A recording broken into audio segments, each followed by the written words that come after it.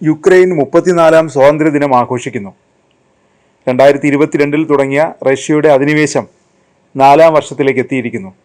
തലസ്ഥാനമായ കീവിലെ സ്വാതന്ത്ര്യ ചത്വരത്തിൽ പണ്ട് നടന്നിരുന്ന ഗംഭീരമായ പരേഡുകൾ ശാന്തമായ ചടങ്ങുകൾക്ക് വഴിമാറിയിരിക്കുന്നു.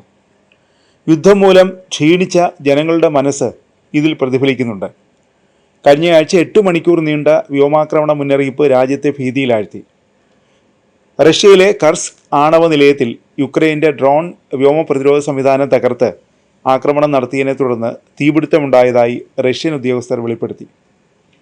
ഡ്രോണിൻ്റെ അവശിഷ്ടങ്ങൾ ഒരു ട്രാൻസ്ഫോമറിന് കേടുപാടുകൾ വരുത്തി. എന്നാൽ തീ അണച്ചുവെന്നും റേഡിയേഷൻ അളവ് സാധാരണ നിലയിലാണെന്നും റഷ്യ അറിയിച്ചു. ആണവ കേന്ദ്രങ്ങളോട് ബന്ധപ്പെട്ട് ഇരുപക്ഷവും സംയമനം പാലിക്കണമെന്ന് അന്താരാഷ്ട്ര ആണവോർജ ഏജൻസി ആവർത്തിച്ച് ആവശ്യപ്പെട്ടിട്ടുണ്ട്. അതേസമയം യുക്രൈൻ റഷ്യയുടെ എണ്ണ ശുദ്ധീകരണശാലകളെ ലക്ഷ്യമിട്ട് ആക്രമണം നടത്തുകയാണ്. സ്വാതന്ത്ര്യദിനത്തിൽ പ്രസിഡന്റ് വ്ളാഡിമിർ സെലൻസ്കി ഇത് ജീവിക്കാൻ വേണ്ടിയുള്ള പോരാട്ടമാണെന്ന് പ്രഖ്യാപിച്ചു. എന്നാൽ റഷ്യ യുദ്ധം അവസാനിപ്പിക്കാനുള്ള ചർച്ചകൾ തടസ്സപ്പെടുത്തുകയാണെന്ന് അവർ ആരോപിച്ചു. കീവിൽ ജനങ്ങൾ പ്രതീക്ഷ കൈവിടുന്നില്ല. കാനഡയുടെ പ്രധാനമന്ത്രി മാർക്ക് കാർണി സെലൻസ്കിയോടൊപ്പം സ്വാതന്ത്ര്യദിന ചടങ്ങുകളിൽ പങ്കെടുക്കാനെത്തി. ലോകമെമ്പാടും UK-യിലെ ഡ്രൗണിംഗ് സ്ട്രീറ്റിൽ ഉൾപ്പെടെ യുക്രൈൻ്റെ പതാക ഉയർത്തി ഐക്യദാർഢ്യം പ്രകടിപ്പിച്ചു.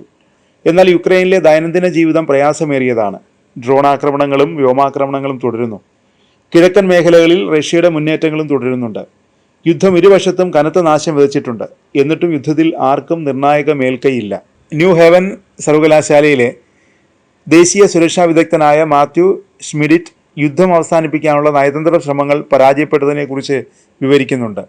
മോസ്കോയ്ക്ക് ചർച്ചകൾക്ക് താൽപ്പര്യമില്ലെന്നും യുദ്ധം നീട്ടിക്കൊണ്ടുപോകാനാണ് പുടിൻ്റെ പദ്ധതിയെന്നും അദ്ദേഹം പറയുന്നു. അമേരിക്കൻ പ്രസിഡന്റ് ഡൊണാൾഡ് ട്രംപിൻ്റെ 24 മണിക്കൂറിനുള്ളിൽ യുദ്ധം അവസാനിപ്പിക്കുമെന്ന വാഗ്ദാനം പാലിക്കപ്പെട്ടില്ല. ഇപ്പോൾ 2 ആഴ്ചയ്ക്കുള്ളിൽ ഒരു തീരുമാനമെടുക്കുമെന്ന് ട്രംപ് പറയുന്നു. പക്ഷേ ഷ്മിഡിറ്റിൻ്റെ അഭിപ്രായത്തിൽ ട്രംപ് രാഷ്ട്രീയ സുരക്ഷിതത്വം നേടി ചർച്ചകളിൽ നിന്ന് പിന്മാറിയേക്കാം.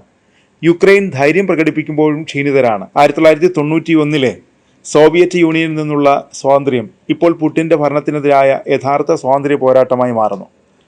ട്രംപിൻ്റെ നീക്കം അനിശ്ചിതത്വത്തിൽ തുടരുകയാണ്. അതിനാൽ യുക്രൈൻ യൂറോപ്പിൻ്റെ പിന്തുണയ്ക്ക് വേണ്ടി പ്രതീക്ഷയോടെ നോക്കുന്നു.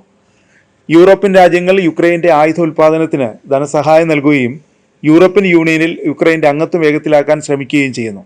നിരന്തരമായ യുദ്ധവും നടക്കാത്ത വാഗ്ദാനങ്ങളും യുക്രൈനിലെ ജനങ്ങളെ മടുപ്പിച്ചിരിക്കുന്നു. കൊലപാതകങ്ങൾ അവസാനിക്കണമെന്ന് അവർ ആഗ്രഹിക്കുന്നു. പക്ഷേ പുടിൻ സെലൻസ്കിയുമായി ചർച്ചയ്ക്കിരിക്കുമെന്ന് കരുതുന്നവർ കുറവാണ്. യുദ്ധത്തിൻ്റെ കനത്ത കാർമേഘങ്ങൾക്കിടയിൽ യുക്രൈൻ സ്വാതന്ത്ര്യം ആഘോഷിക്കുന്നു. അടുത്ത നീക്കം എന്താണെന്ന് ശ്രദ്ധയോടെ നോക്കിക്കാണാം.